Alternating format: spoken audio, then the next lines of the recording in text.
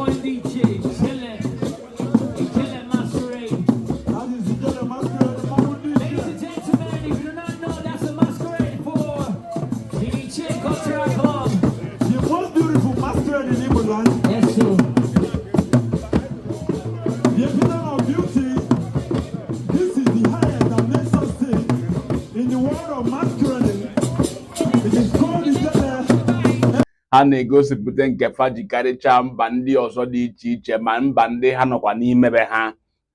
Ndị Igbo bụ ha bata be gị, fa gwa gị otu esi edozi be gị ọma mma. Ndị Igbo bụ ndị ndozi, ndị Igbo bụ ndị Chineke gọzi. Negodu ka ụwa niile si wee ju na Houston na Texas na mba Amerịka, ebe a na-egosipụta Igbofest Houston 2025. Igbofest 2025 nke eme na Houston na Texas na mba Amerịka. Nna ịmakwa na ọfọ obere mmadụ ama nkweta n'ebe a nọba na Amerịka ka anọ. Ị ga-eche nọ n'ala Igbo ka anọ, ị ga-eche nọ na-emebi Anambra, Enugu, Imo, Abia ka anọ wee na-eme ihe a. Nye ka ndị Igbo si wee ju a na-enwe aṅụrị. Hey, Igbofest Houston 2025.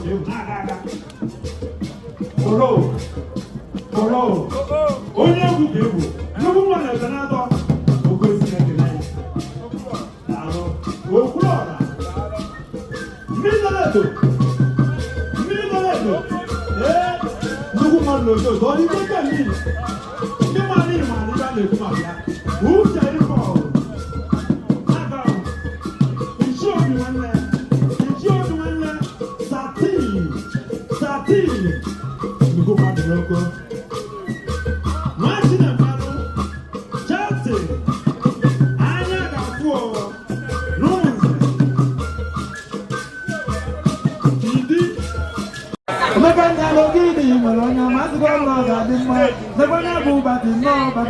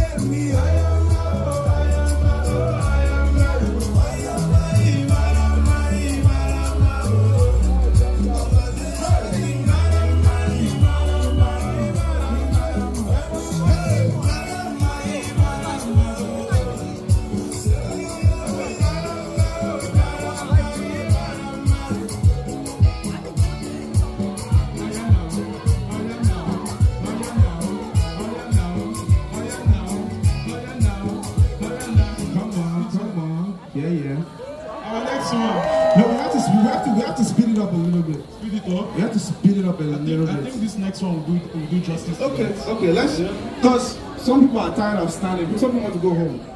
So we have to, let's drop on.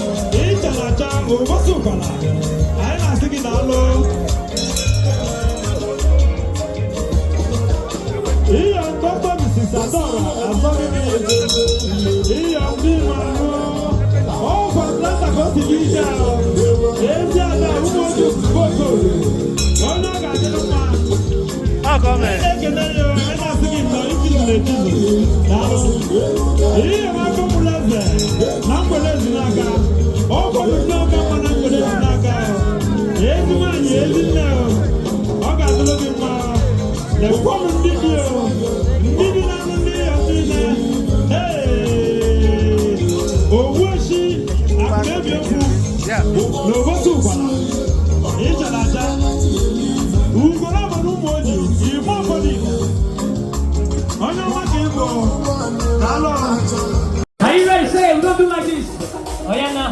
1, 2, 3, 4, 5, 6, 7, 8. 2, 3, 4, 5, 6, 7, 8. 3, 4, 5, 6, 7, 8. Oh yeah, now. 5. Everybody. 5, 6, 7, 8. Let's go. 6, 7, 8. Oh yeah, now. 7, 8.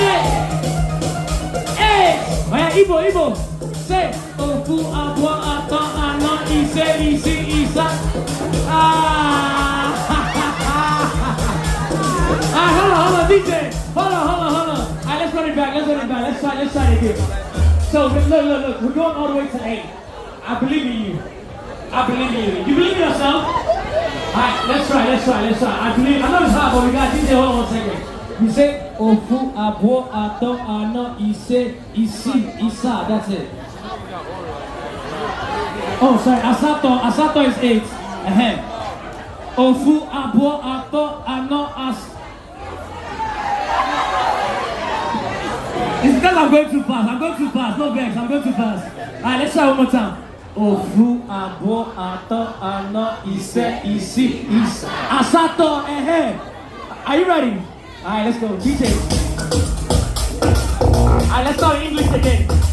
1, 2, 3, 4, 5, 6, 7, 8. 2, 3, 4, 5, 6, 7, 8.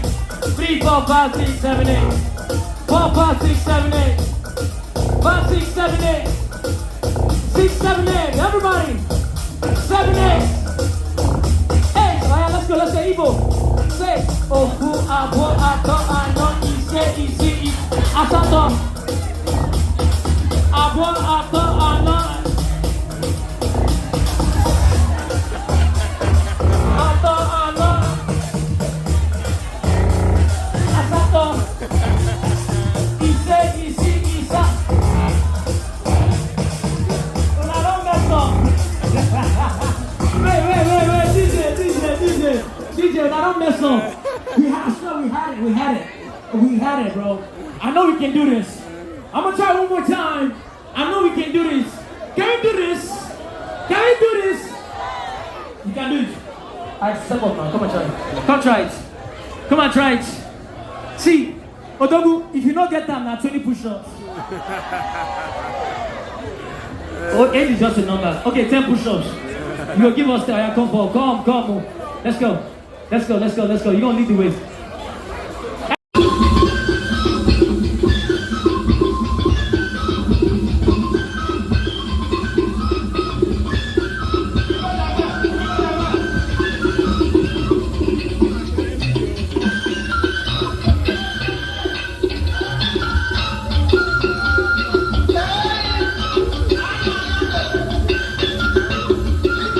Hey!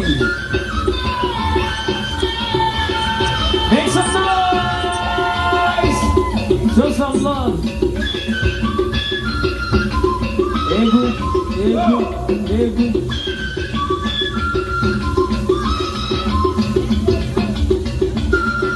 Inni egu.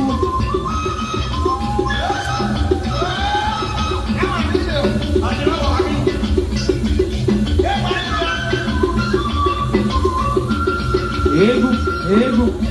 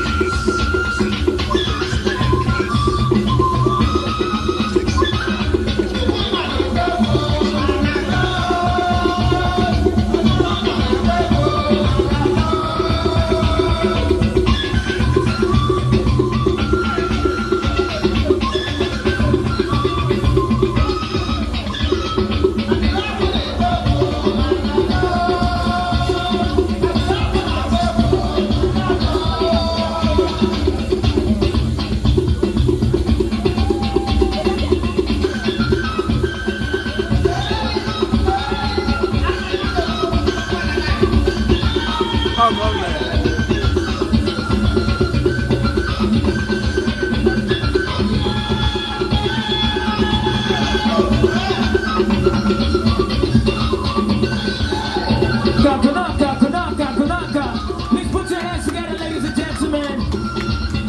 ATL Igbo School, ladies and gentlemen. Oh yeah, we're still dancing in the house. ATL, where they go? ATL.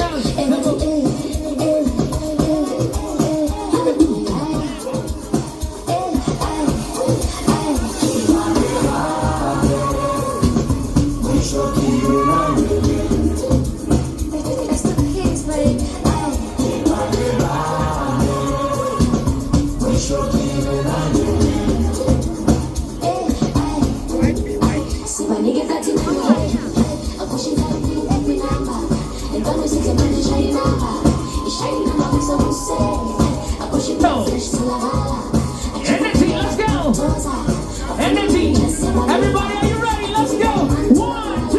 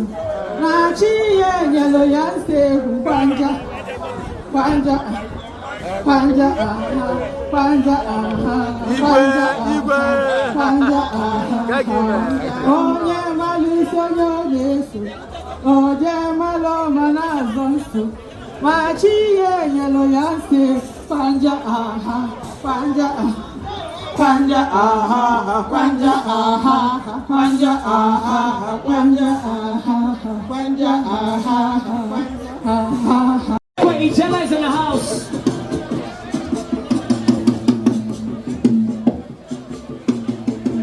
Wait a mic.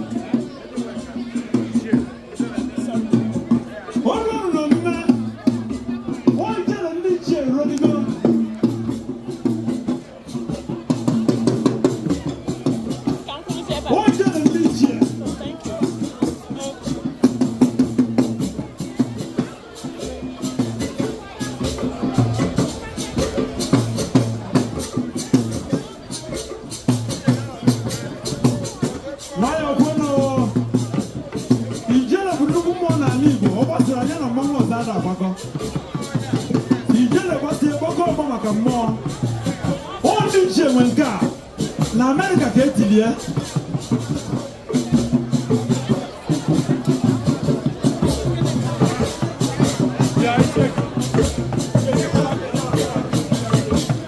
osi oni Igbo wee bịanụ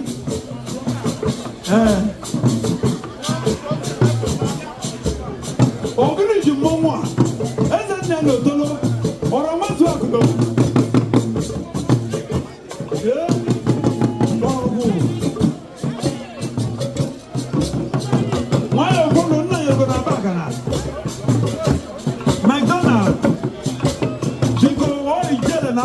at this time. Who shall not want to deliver them? Oh, we tell them each other, no,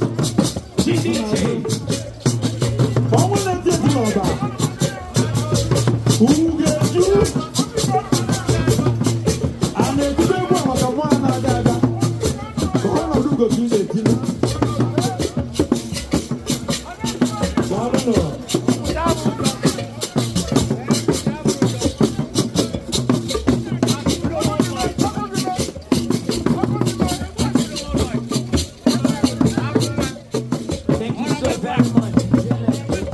Ijele one. Ijele cultural flow. Ijele Dalulu. All right, now, ladies and gentlemen.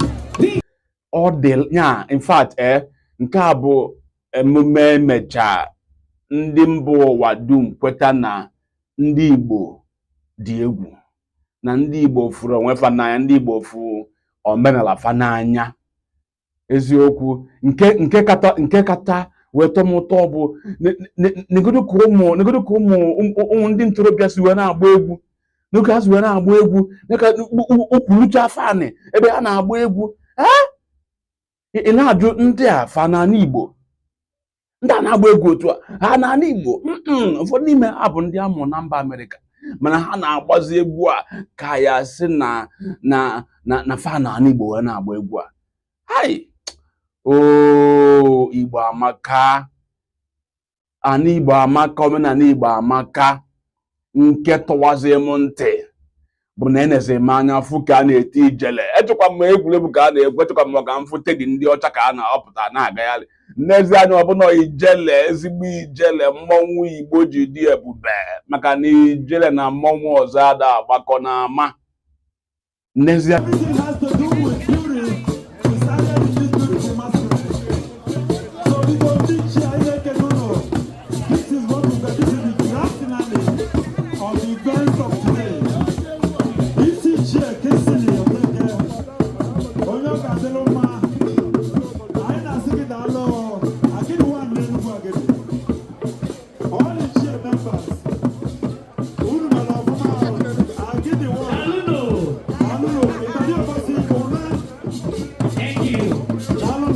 anyafọ ijele ka ọ na-etipụta tinke n'ikem na-enyozi Chineke nna ọkwa eziokwu ka bụ ijele ha bata ife nka. Hey, unu anwaka, ana m ebunye unu niile fụ na ihe agụrụ ndị ọdụ, ọ bụzi ndị ọdụ ndị egwufu yara ibie negoro ụmụ nwaanyị gbasị ọdụ ka ọ dị ka a na-egosipụta ife n'ala Igbo. Haba, hai, ife dị mma dị mma. Unu na-anwa, unu gbani, ụwa niile wee ju, ọ dịkasị ya na n'ana. Onye nọlụ ọ na-enwe anwụ, ọ na-ekiri ife nkiri dị ife mmeghe Chineke nna. Hey, unu agbanika, ana m ebunye unu niile ụkpa ekene, ụkpa ju eju. Ọ ihe a ka anyị chọrọ. Ife a ka anyị abụọ na-eme, ụmụazị na-eto eto ewee na-ama n'ọnwụkwa na ebe esi owee ma afọ nwekwa na omenani onwe ka a si eme na befa. Ị na-akpọzi ya mee na ọsị gị mba na onwe ka anyị si eme na bai na omenani nke anyị dị iche, anọ ọ bụ ọmalịcha omenani. Ife a bụ ife mba ụwa dum, ebe ọbụla ndị Igbo nọ kwesịrị ka enwomie ya. Onye ọbụla, ebe ọbụla ndị Igbo nọ, ekwesịrị ka a na-eme ụdị ife dị otu a. Obodo ọbụla ọfụ ya bụrụ, ọsị ya bụ na Israel, ọsị ya bụ na Bethlehem, ekwesịrị ka a na-eme ụdị ihe dị otu a, ka ndị Igbo malụ na nke a bụ nke anyị, ka ndị Igbo wee mụta n'eziokwu na nke a bụ nke anyị. Ana m ebinye unu ekpe ekene. Unu nte inefu na ife aga ọfụma. Ana m ebinye unu ekpe ekene, ọkachasị Ichie Ana-eto Ọkakpụ Ọra Nwezuwa Akụ. Mmọnwụ ka ịbụ, odogwu ka ịbụ mmọnwụ. Eziokwu ka m na-agwa gị, maka na nke afọ nke isi iso kwadofu na ife a na-eme na-aga aga. N'ezi anya mgbe ijele pụta mfụkarị ka ibe ịgba. Ọra Nwezuwa Akụ, nna m ekenekwa m gị, daalụ nne. Ife ime bụ ịbụ odogwu, daalụ, ekene ka m gị. Ana m asị unu niile ndị fụ na ihe aga ọfụma, jide nke unu ji. Ife anyị dị, ihe anyị chọọ n'ala Igbo, ife anyị chọọ ka ndị Igbo malụ, ka ndị Igbo nwomie na mba ụwa dum. Ife kwesịrị nṅomi ka ọ bụ jisi n'ike. Otu unu si na-eme, biko unu aga n'azụ, unu ada na mba. jisi na ike na-akwalite omenala Igbo ebe ọbụla unu nọ, maka na nke a bụ nke anyị. Nke a bụ nke anyị, ime ka ụmụ anyị nọ na mba Amerịka, mba ndị ọzọ, Europe, na ha mara ka esi asụ Igbo. Ọmaka ọ na-adị ntị njọ na ị ga-asụrụ nwatakịrị nọ n'ala Igbo asụsụ Igbo, ọ sị gị nne ya ma nne ya asị gị ọdana Igbo, ọ sị gị na ọdana Igbo, sụgharịa bekee. Ọ na-agbalị m isi, ọ na-agbalị m isi, mana otu unu si wee mee ihe a, eziokwu ọ ga-akụzi ndị nọ n'ụlọ ihe ma ndị nọ mba ndị ọzọ ihe, ka ha mara na ha kwesịrị ị na-asụgodo nwatakịrị asụsụ bekee. Nsogbu a nọrọ, mana gba mbọ ka ị na-asụrụ ya asụsụ Igbo ka ọ ma na nke a bụ nke anyị. Ọ na-afụ omenala Igbo, na-afụ ka ị na-ekwu okwu Igbo, ka ị na-esi nne Igbo. Ọ bụrụ mmadụ sụọlụ nwatakịrị bekee, sụọ nwatakịrị Igbo esi mba ọdana Igbo, ọ bekee ka ọ na-anụ. Onye gwa gị nke a?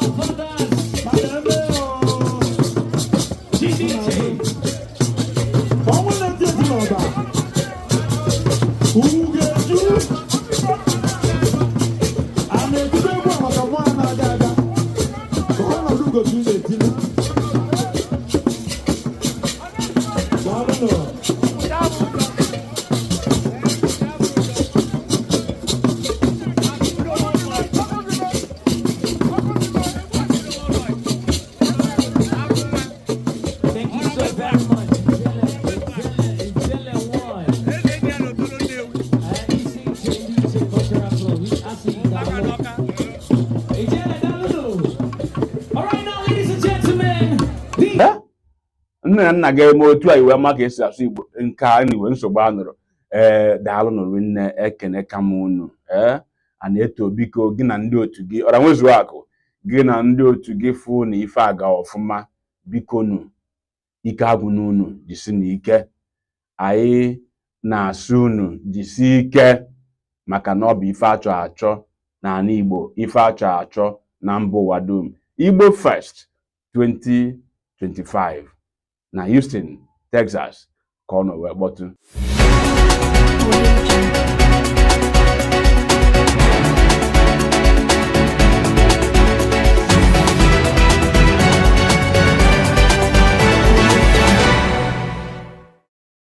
One of the largest and widely attended Igbo cultural event in the US, Igbofest Houston 2025 takes place on the 18th day of October 2025 at Discovery Green, downtown Houston, Texas.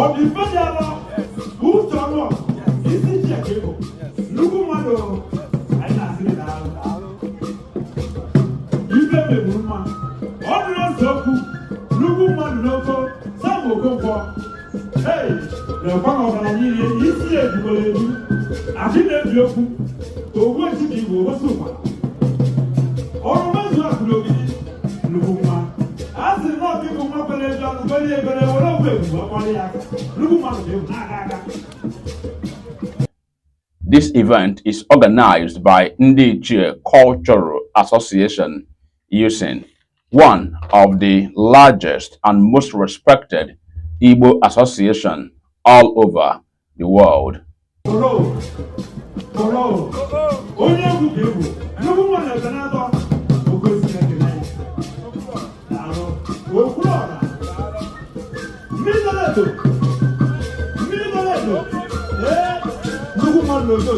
This event is highly supported and sponsored by High Chief Aneto Okakpo Oranwezuako in Ogidi Kingdom.